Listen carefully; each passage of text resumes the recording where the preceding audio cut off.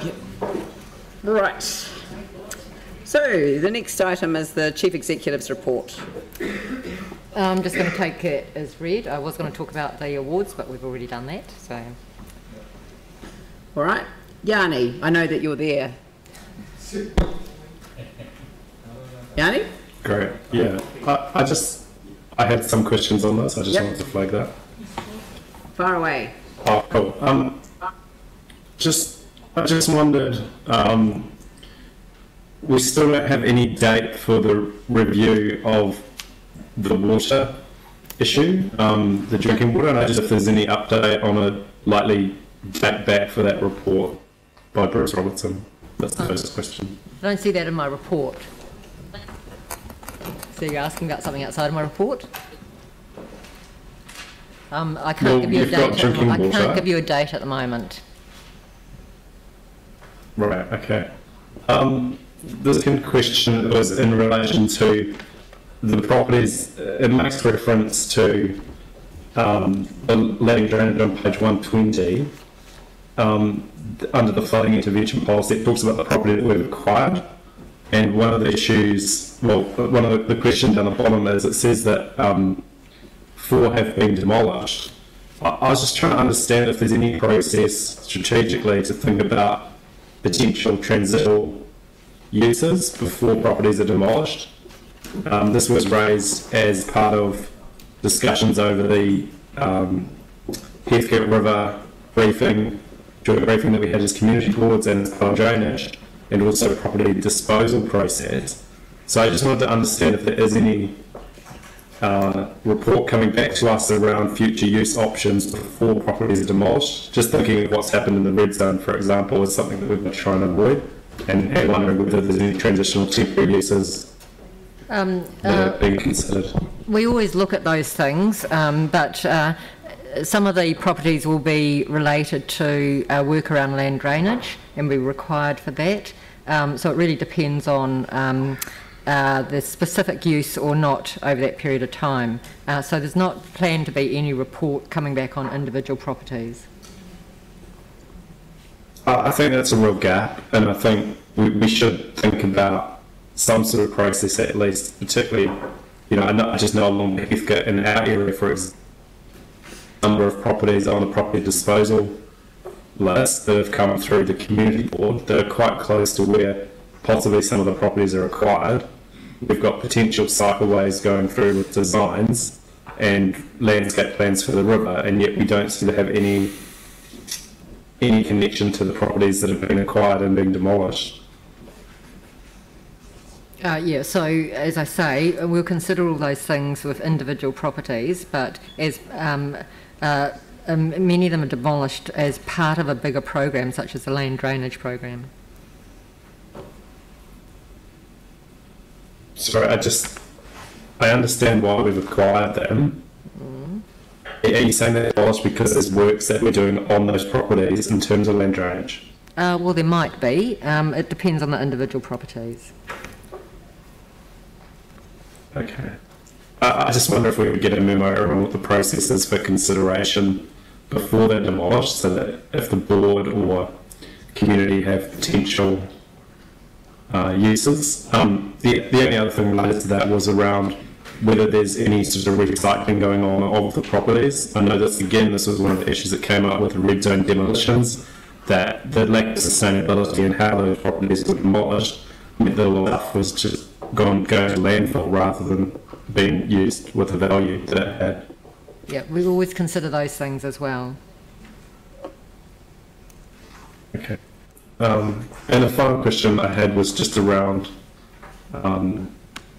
it was around the CSRs that have come in on page 118. The request for service relating to 3 waters and waste transport regulatory compliance are the top 3. I'm just really concerned about the number of requests for service relating to transport that increased by 22% over last year, and it was potholes, roadside lit and sweeping.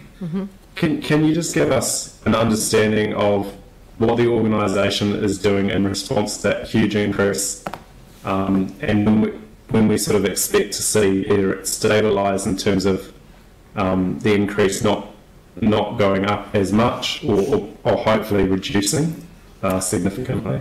So as you're aware, we've been doing some work around our maintenance contracts, ensuring that they're responsive and proactive.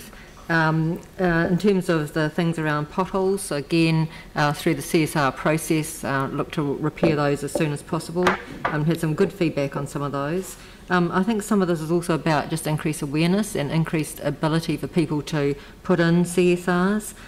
So we're likely to continue to see more of those over a period of time before they level off.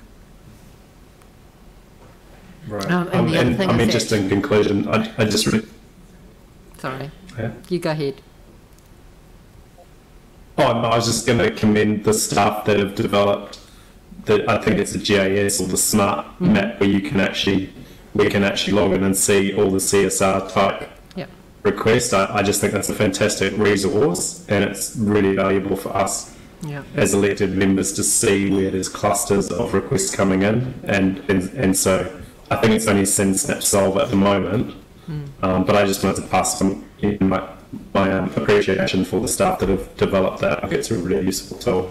Yeah, thank you for that, and I agree that it's helpful for us then to really focus on perhaps our contracts in particular areas, or to identify where we need to put some extra effort.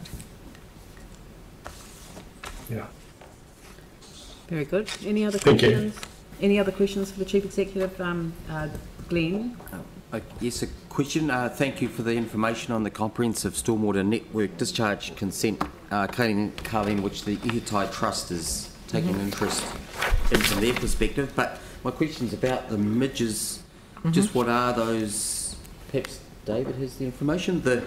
Ensuring the new planned midge control measures are ready for the start of next month. What are the new measures aside from what we've been trying?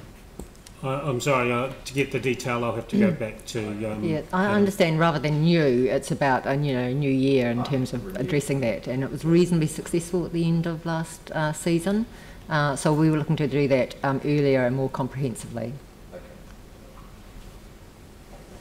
Good. Well, I'd like to move that... Jimmy?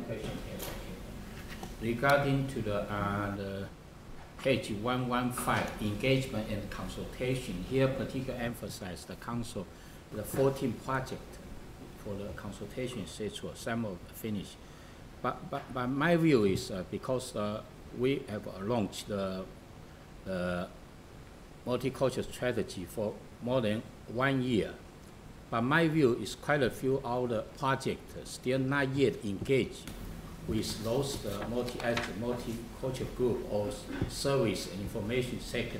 But this time, I'm quite happy, the kind of the council, the heritage, the strategy, they have focused on engage with those multi-ethnic, multicultural group leaders will turn up. So this late at the evening, I'm quite happy. Whether this one can be the kind of role model, the other project might consider just one time integrate all those committee leaders come to feedback to us. This is my suggestion. Very good suggestion. And the more we can integrate our thinking around those things, the better. Agree. Thank you. Phil. Thanks, Leanne. I just want to make the point, and Carleen's referred to the opening of the Woods Mill, and just how significant that is, given the time that has taken. I think it's probably at least 15 years it's been going. It was certainly well pre-earthquake. There were attempts to restore it. And I take the hats off the developers who had a go, and there were quite a few failures. But I think it's a good example where the HIG, and what was big money, it was $900,000, it has really worked out. I understand that all of the apartments that Mr King has built have all been sold, and it was good to be at that opening. Sorry? I just went down to have a look at it over the weekend. It's amazing. So it's certainly a story of perseverance. I actually found it by accident. It's amazing. Yeah, extraordinary. All right, well, I'll move that we receive the report. Is there a seconder for that? Phil. I'll put that motion. All those in favour say aye. Those opposed say no. That's carried. And